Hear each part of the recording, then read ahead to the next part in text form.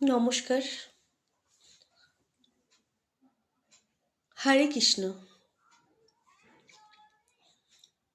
আজ আমি বলবো যে আমার গপুকে কিভাবে ডাকতে হবে। আপনারা সবাই ডাকেন যে যার নিজের মতো করে। তো আমি যেভাবে ডাকি বা আমার যেটা মনে হলো আপনাদেরকে বলতে আমি সেটাই বলছি। সব সময় না, মানে আপনার কোনো চাহিদা অনুযায়ী তাকে ডাকা বা আপনি কোনো বিপদে পড়লেন সে অনুযায়ী ডাকা এভাবে নয়। মন থেকে সব সময় সর্বদা খেতে শুতে বসতে টু জেড সব সময় তার কথা মনে করা, তাকে ডাকা, নিজের মতো করে ভাবা, এরকম করে তাকে মন থেকে ডাকতে হবে, নিজের সমস্যার জন্য নয়। তাহলে সেটা ডাকাই বলে না, শুধু নিজের সমস্যার জন্য, স্বার্থ সিদ্ধির জন্য। তো সেরকমই বলতে বলতে একটা গল্পও মনে পড়ে গেল। আমি আমার ফ্ল্যাট থেকে বিরাটি স্টেশন 2 থেকে 3 মিনিট।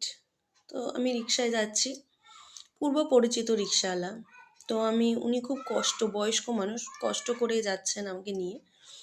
পায়ে আহ, পায়ে যে প্যাডেল করা যে রিক্সাগুলো, তো আমি বললাম যে আম, জেঠু আপনি এখনো কেনেননি ওই ব্যাটারি রিক্সাগুলো? আপনি এই রিক্সা এখনো এত বয়স হয়েছে?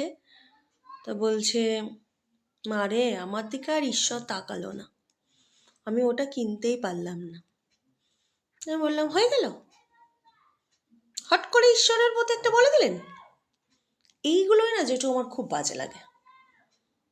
আপনি ঈশ্বরকে কতটুকু ডাকেন, হ্যাঁ, যে ঈশ্বর আপনাকে হট করে এটার থেকে ওটা করে দেবে? বলছে শুতে বসতে খেতে সবসময় তো ডাকি। তো আমি বললাম, ও আচ্ছা, তো কীভাবে ডাকেন? যে আমার রিক্সা করে দাও, রিক্সা করে দাও? আমি এইভাবে ডাকার কথা আপনাকে বলছি না, এইভাবে ঈশ্বরকে ডাকতে হয় না। আপনি এই জন্য, আপনি সর্বদা সবসময় মনে প্রাণে রেখে তাকে ডেকেই যাবেন। আপনার রিক্সা করে দাও এই জন্য, বা আমি বড় হব এই জন্য, বা কি বলবো, মানে এরম কিছু এরম কিছু ভেবে ডাকলে ঈশ্বর কখনো ডাকে সাড়া দেয় না। আপনি তাকে ডেকে যান, তার শরণাপন্ন টোটালি হয়ে যান, দেখবেন উনি আপনাকে আস্তে আস্তে আস্তে আস্তে এ টু জেড করে দিচ্ছে।